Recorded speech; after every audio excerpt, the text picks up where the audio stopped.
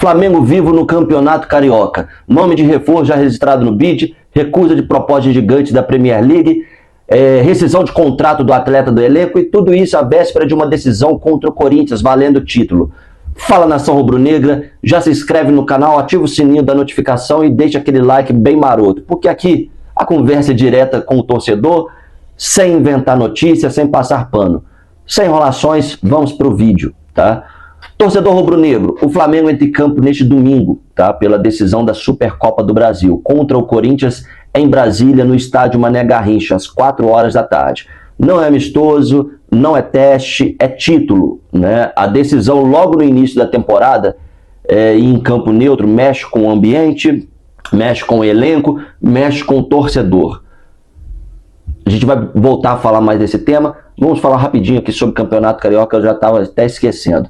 Tem muita gente que havia falado que o Flamengo ia ser eliminado, não sei o quê, só que vai ter que rasgar esse atestado. Sem o Flamengo nem entrar em campo, aconteceram resultados fundamentais. Nova Iguaçu perdeu em casa para o Bangu por 2-1 e o Boa Vista empatou fora de casa contra o Sampaio Corrêa. Esses resultados impediram a eliminação antecipada e mantiveram o Flamengo vivo no grupo B da Taça Guanabara. Agora preste atenção, porque aqui está a conta, eu vou explicar sem confusão para vocês. Para passar para a próxima fase, o Flamengo precisa vencer do Sampaio Corrêa, de preferência com mais gols, no Maracanã na última rodada. Além disso, precisa torcer por combinações e resultados. Madureira não pode somar mais de um ponto, Boa Vista não pode vencer o Bangu, Nova Iguaçu não pode vencer a Portuguesa e o Maricá não pode vencer seus jogos, 2 jogos.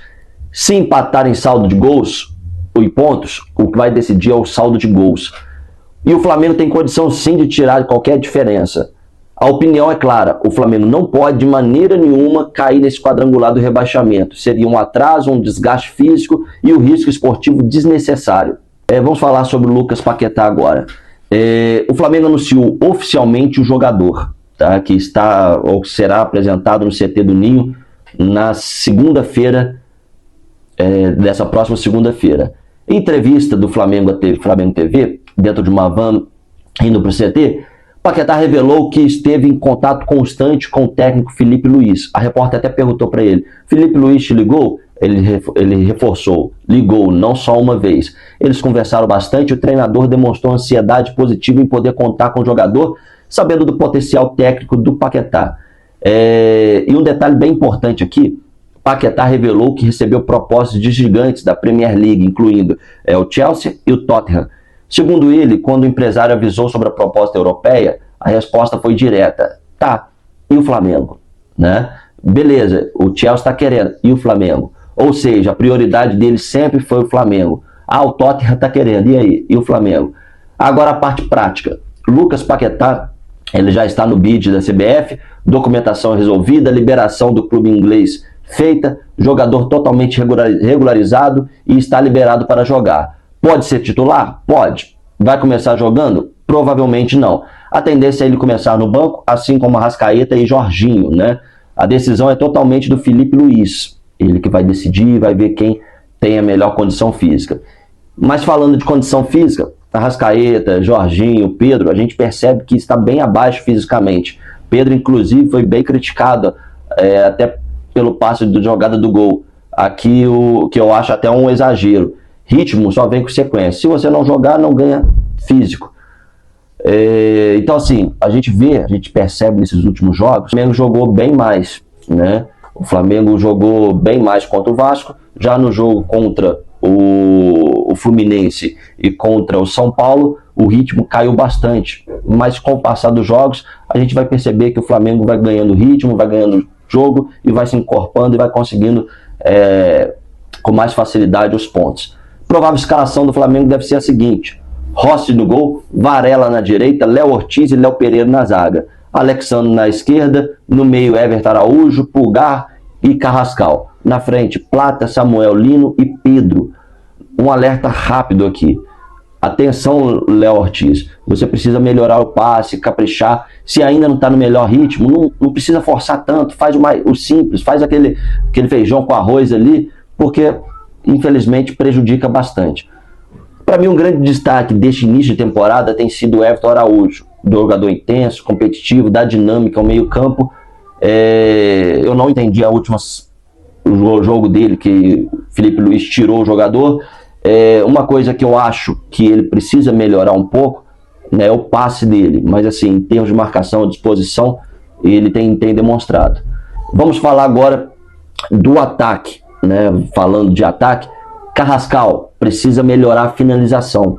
Plata chuta pouco para quem chega tanto, e Samuel Lino exagera na firula. Por isso, eu acho que o Everton Cebolinha deveria ser titular. Ele finaliza, ele decide, ele termina a jogada. Se a gente pegar o início, né, por exemplo, dos jogos, né, que o Cebolinha tem entrado, se bobear ele tem chutado, eu não sei estatísticas, né, direito, mas pelo que a gente assiste tudo, a gente percebe que o Cebolinha ele tem sido mais perigoso do que qualquer outro jogador do ataque. Ele tem chutado mais, ele tem tentado mais, e assim, a gente vê que nesse início de temporada, eu acho que ele merecia uma vaga como titular.